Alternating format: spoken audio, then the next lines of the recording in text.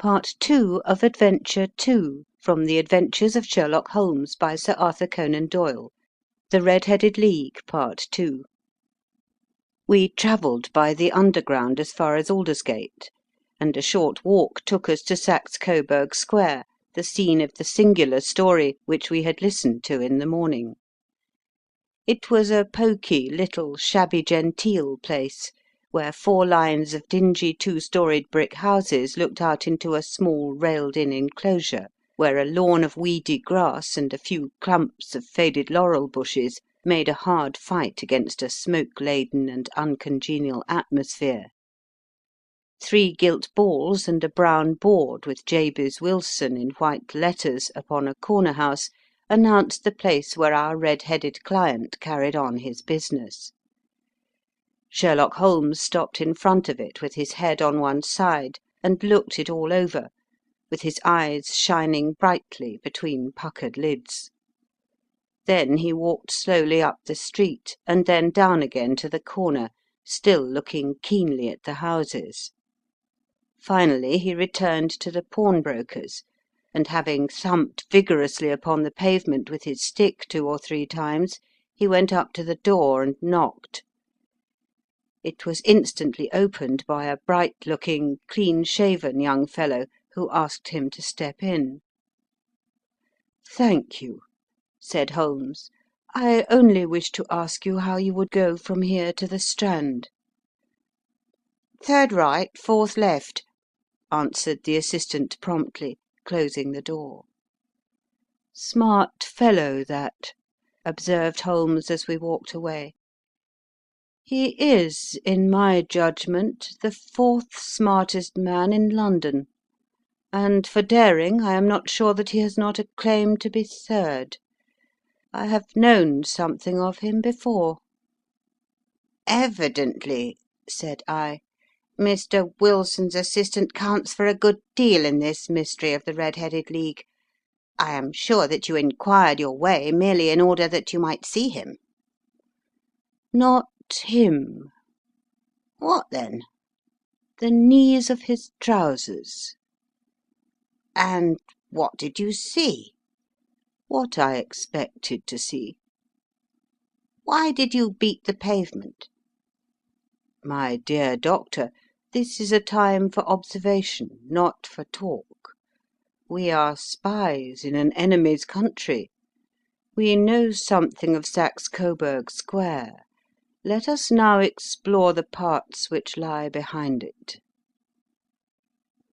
The road in which we found ourselves as we turned round the corner from the retired Saxe Coburg Square presented as great a contrast to it as the front of a picture does to the back. It was one of the main arteries which conveyed the traffic of the city to the north and west. The roadway was blocked with the immense stream of commerce flowing in a double tide inward and outward, while the footpaths were black with the hurrying swarm of pedestrians. It was difficult to realise, as we looked at the line of fine shops and stately business premises, that they really abutted on the other side upon the faded and stagnant square which we had just quitted. "Let me see," said Holmes, standing at the corner and glancing along the line. "I should like just to remember the order of the houses here. It is a hobby of mine to have an exact knowledge of London. There is Mortimer's, the tobacconist's, the little newspaper shop, the Coburg branch of the City and Suburban Bank, the vegetarian restaurant, and Macfarlane's carriage building depot. That carries us right on to the other block. And now, Doctor, we've done our work, so it's time we had some play. A sandwich and a cup of coffee, and then off to Violin Land, where all is sweetness and delicacy and harmony, and there are no red-headed clients to vex us with their conundrums." My friend was an enthusiastic musician, being himself not only a very capable performer, but a composer of no ordinary merit. All the afternoon he sat in the stalls, wrapped in the most perfect happiness, gently waving his long thin fingers in time to the music, while his gently smiling face and his languid dreamy eyes were as unlike those of Holmes the sleuth hound, Holmes the relentless, keen-witted, ready-handed criminal agent, as it was possible to conceive. In his singular character the dual nature alternately asserted itself, and his extreme exactness and astuteness represented, as I have often thought, the reaction against the poetic and contemplative mood which occasionally predominated in him. The swing of his nature took him from extreme languor to devouring energy, and, as I knew well, he was never so truly formidable as when for days on end he had been lounging in his armchair amid his improvisations and his black letter editions. Then it was that the lust of the chase would suddenly come upon him, and that his brilliant reasoning power would rise to the level of intuition, until those who are unacquainted with his methods would look askance at him, as on a man whose knowledge was not that of other mortals. When I saw him that afternoon, so enwrapped in the music at St. James's Hall, I felt that an evil time might be coming upon those whom he had set himself to hunt down. "You want to go home, no doubt, Doctor," he remarked as we emerged. Yes, it would be as well. "And I have some business to do which will take some hours. This business at Coburg Square is serious." Why serious? "A considerable crime is in contemplation. I have every reason to believe that we shall be in time to stop it, but today being Saturday rather complicates matters. I shall want your help tonight." At what time? 10 will be early enough. I shall be at Baker Street at 10. Very well. And, I say, Doctor, there may be some little danger, so kindly put your army revolver in your pocket." He waved his hand, turned on his heel, and disappeared in an instant among the crowd.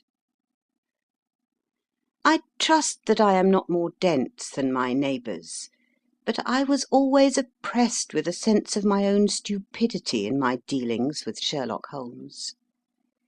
Here I had heard what he had heard, I had seen what he had seen, and yet, from his words, it was evident that he saw clearly not only what had happened, but what was about to happen, while to me the whole business was still confused and grotesque. As I drove home to my house in Kensington, I thought over it all, from the extraordinary story of the red-headed copier of the Encyclopaedia down to the visit to Saxe Coburg Square, and the ominous words with which he had parted from me. What was this nocturnal expedition, and why should I go armed? Where were we going, and what were we to do? I had the hint from Holmes that this smooth-faced pawnbroker's assistant was a formidable man, a man who might play a deep game. I tried to puzzle it out, but gave it up in despair, and set the matter aside until night should bring an explanation. It was 9:15 when I started from home, and made my way across the park, and so through Oxford Street to Baker Street. 2 hansoms were standing at the door, and as I entered the passage I heard the sound of voices from above. On entering his room, I found Holmes in animated conversation with 2 men, one of whom I recognised as Peter Jones, the official police agent, while the other was a long, thin, sad-faced man with a very shiny hat and oppressively respectable frock-coat. Ah, "Our party is complete," said Holmes, buttoning up his pea-jacket and taking his heavy hunting crop from the rack. "Watson, I think you know Mr. Jones of Scotland Yard. Let me introduce you to Mr. Merryweather, who is to be our companion in to-night's adventure." We're hunting in couples again, Doctor, you see, said Jones in his consequential way. Our friend here is a wonderful man for starting a chase. All he wants is an old dog to help him to do the running down. "I hope a wild goose may not prove to be the end of our chase," observed Mr. Merryweather gloomily. You may place considerable confidence in Mr. Holmes, sir, said the police agent loftily. He has his own little methods, which are, if he won't mind my saying so, just a little too theoretical and fantastic, but he has the makings of a detective in him. It is not too much to say that once or twice, as in that business of the Sholto murder and the Agra treasure, he has been more nearly correct than the official force. "Oh, if you say so, Mr. Jones, it is all right," said the stranger with deference. "Still, I confess that I miss my rubber. It is the first Saturday night for 27 years that I have not had my rubber." "I think you will find," said Sherlock Holmes, "that you will play for a higher stake to-night than you have ever done yet, and that the play will be more exciting. For you, Mr. Merryweather, the stake will be some £30,000, and for you, Jones, it will be the man upon whom you wish to lay your hands." John Clay, the murderer, thief, smasher, and forger. He's a young man, Mr. Merryweather, but he is at the head of his profession, and I would rather have my bracelets on him than on any criminal in London. He is a remarkable man, is young John Clay. His grandfather was a royal duke, and he himself has been to Eton and Oxford. His brain is as cunning as his fingers, and though we meet signs of him at every turn, we never know where to find the man himself. He'll crack a crib in Scotland one week and be raising money to build an orphanage in Cornwall the next. I've been on his track for years and have never set eyes on him yet." "I hope that I may have the pleasure of introducing you to-night. I've had one or two little turns also with Mr. John Clay, and I agree with you that he is at the head of his profession. It is past 10, however, and quite time that we started. If you two will take the first hansom, Watson and I will follow in the second." Sherlock Holmes was not very communicative during the long drive, and lay back in the cab humming the tunes which he had heard in the afternoon. We rattled through an endless labyrinth of gaslit streets until we emerged into Farrington Street. "We are close there now," my friend remarked. "This fellow Merryweather is a bank director, and personally interested in the matter. I thought it as well to have Jones with us also. He is not a bad fellow, though an absolute imbecile in his profession. He has one positive virtue: he is as brave as a bulldog, and as tenacious as a lobster if he gets his claws upon anyone. Here we are, and they are waiting for us." We had reached the same crowded thoroughfare in which we had found ourselves in the morning.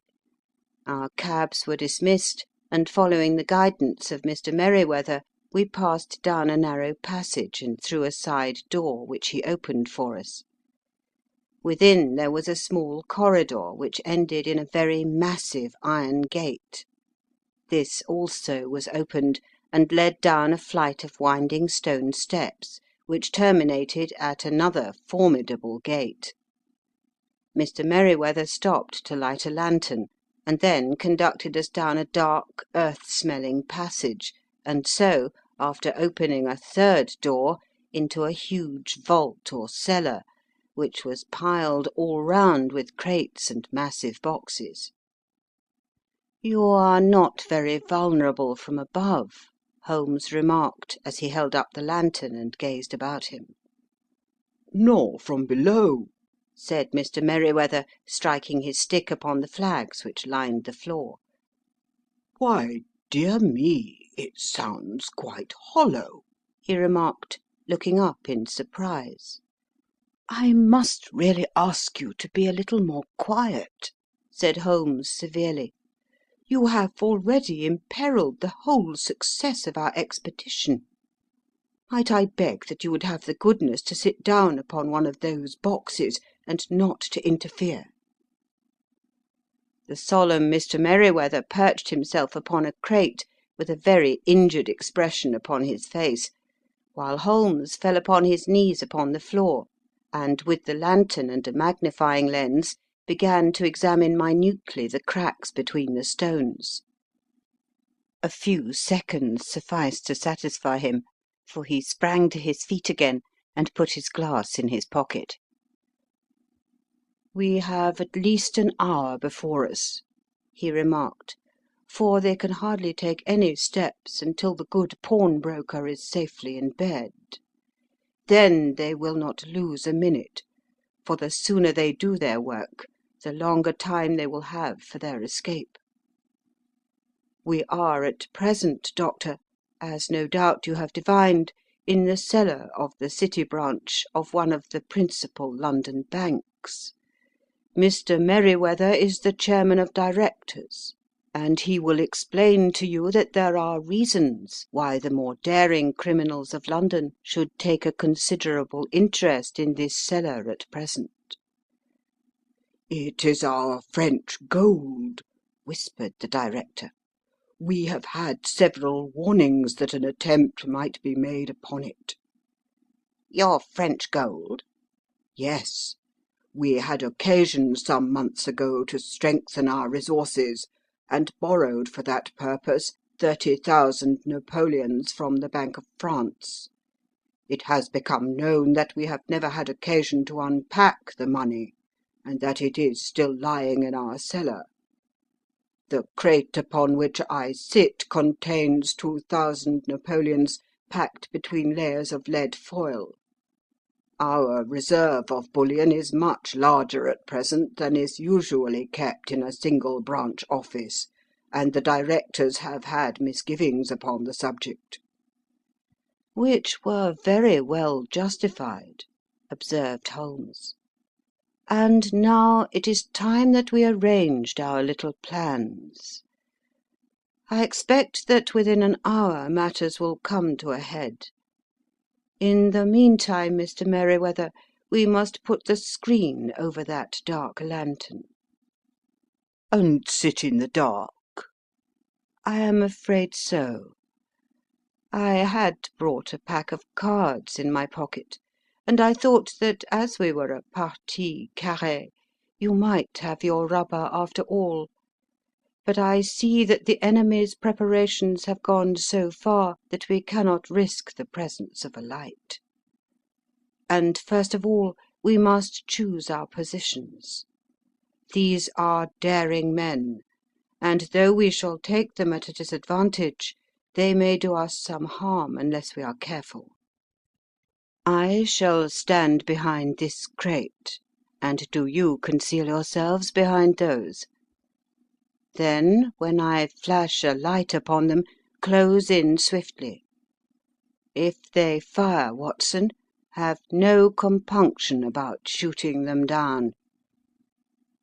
I placed my revolver cocked upon the top of the wooden case behind which I crouched.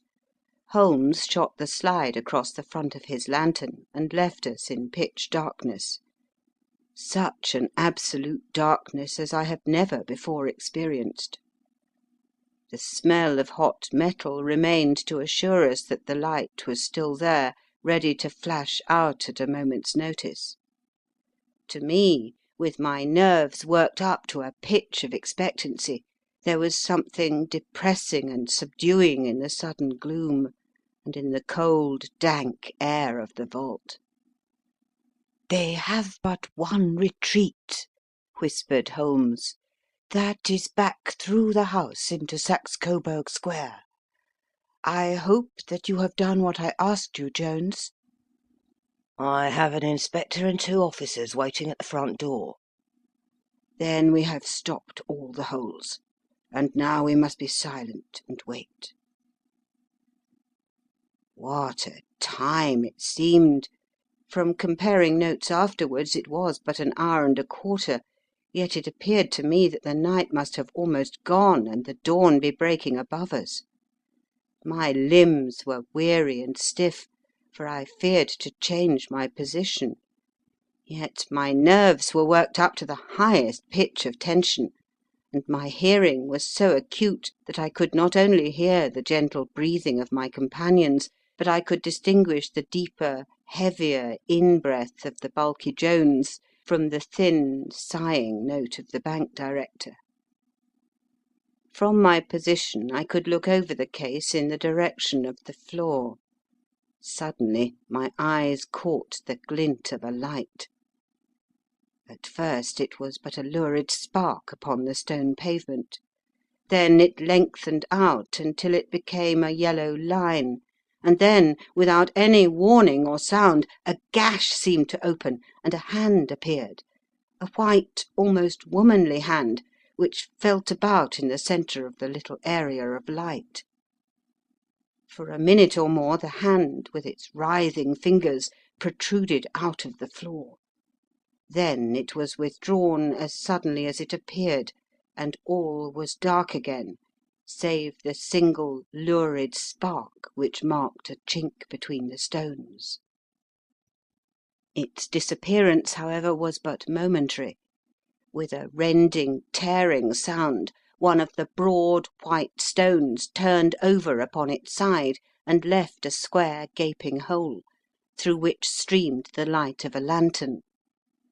Over the edge there peeped a clean-cut, boyish face, which looked keenly about it, and then, with a hand on either side of the aperture, drew itself shoulder-high and waist-high until one knee rested upon the edge. In another instant he stood at the side of the hole, and was hauling after him a companion, lithe and small like himself, with a pale face and a shock of very red hair. "It's all clear," he whispered. "Have you the chisel and the bags?" "Great Scott! Jump, Archie, jump, and I'll swing for it." Sherlock Holmes had sprung out and seized the intruder by the collar. The other dived down the hole, and I heard the sound of rending cloth as Jones clutched at his skirts. The light flashed upon the barrel of a revolver, but Holmes' hunting crop came down on the man's wrist, and the pistol clinked upon the stone floor. "It's no use, John Clay," said Holmes blandly. "You have no chance at all." "So I see," the other answered with the utmost coolness. "I fancy that my pal is all right, though I see that you have got his coat-tails." "There are 3 men waiting for him at the door," said Holmes. "Oh, indeed. You seem to have done the thing very completely. I must compliment you." "And I you," Holmes answered. "Your red-headed idea was very new and effective." "You'll see your pal again presently," said Jones. "He's quicker at climbing down holes than I am. Just hold out while I fix the derbies." "I beg that you will not touch me with your filthy hands," remarked our prisoner as the handcuffs clattered upon his wrists. "You may not be aware that I have royal blood in my veins. Have the goodness also, when you address me, always to say 'sir' and 'please.'"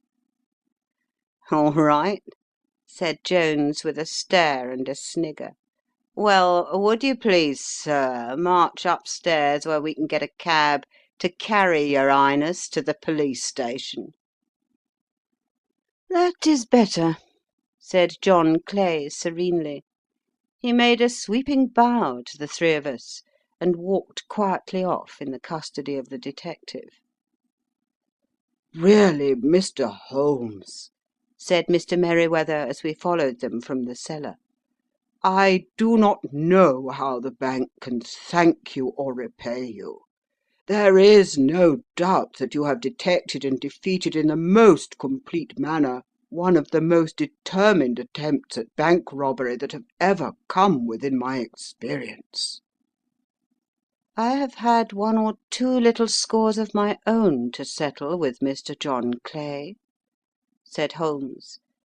I have been at some small expense over this matter, which I shall expect the bank to refund. But beyond that I am amply repaid by having had an experience which is in many ways unique, and by hearing the very remarkable narrative of the Red-Headed League. "You see, Watson," he explained in the early hours of the morning, as we sat over a glass of whisky and soda in Baker Street, "it was perfectly obvious from the first that the only possible object of this rather fantastic business of the advertisement of the League and the copying of the Encyclopaedia must be to get this not over bright pawnbroker out of the way for a number of hours every day. It was a curious way of managing it, but really it would be difficult to suggest a better. The method was no doubt suggested to Clay's ingenious mind by the colour of his accomplice's hair. The £4 a week was a lure which must draw him, and what was it to them who were playing for thousands? They put in the advertisement, one rogue has the temporary office, the other rogue incites the man to apply for it, and together they manage to secure his absence every morning in the week. From the time that I heard of the assistant having come for half wages, it was obvious to me that he had some strong motive for securing the situation." "But how could you guess what the motive was?" "Had there been women in the house, I should have suspected a mere vulgar intrigue. That, however, was out of the question. The man's business was a small one, and there was nothing in his house which could account for such elaborate preparations and such an expenditure as they were at. It must, then, be something out of the house. What could it be? I thought of the assistant's fondness for photography, and his trick of vanishing into the cellar. The cellar! There was the end of this tangled clue. Then I made inquiries as to this mysterious assistant, and found that I had to deal with one of the coolest and most daring criminals in London. He was doing something in the cellar, something which took many hours a day for months on end. What could it be once more? I could think of nothing save that he was running a tunnel to some other building. So far I had got when we went to visit the scene of action. I surprised you by beating upon the pavement with my stick. I was ascertaining whether the cellar stretched out in front or behind. It was not in front. Then I rang the bell, and, as I hoped, the assistant answered it. We have had some skirmishes, but we had never set eyes upon each other before. I hardly looked at his face. His knees were what I wished to see. You must yourself have remarked how worn, wrinkled, and stained they were. They spoke of those hours of burrowing. The only remaining point was what they were burrowing for. I walked round the corner, saw the City and Suburban Bank abutted on our friend's premises, and felt that I had solved my problem. When you drove home after the concert, I called upon Scotland Yard, and upon the chairman of the bank directors, with the result that you have seen." "And how could you tell that they would make their attempt to-night?" I asked. Well, when they closed their League offices, that was a sign that they cared no longer about Mr. Jabez Wilson's presence. In other words, that they had completed their tunnel. But it was essential that they should use it soon, as it might be discovered, or the bullion might be removed. Saturday would suit them better than any other day, as it would give them 2 days for their escape. For all these reasons I expected them to come to-night." "You reasoned it out beautifully," I exclaimed in unfeigned admiration. "It is so long a chain, and yet every link rings true." "It saved me from ennui," he answered, yawning. "Alas, I already feel it closing in upon me. My life is spent in one long effort to escape from the commonplaces of existence. These little problems help me to do so." "And you are a benefactor of the race," said I. He shrugged his shoulders. "Well, perhaps, after all, it is of some little use," he remarked. "L'homme c'est rien, l'œuvre c'est tout, as Gustave Flaubert wrote to George Sand." End of Adventure 2, The Red-Headed League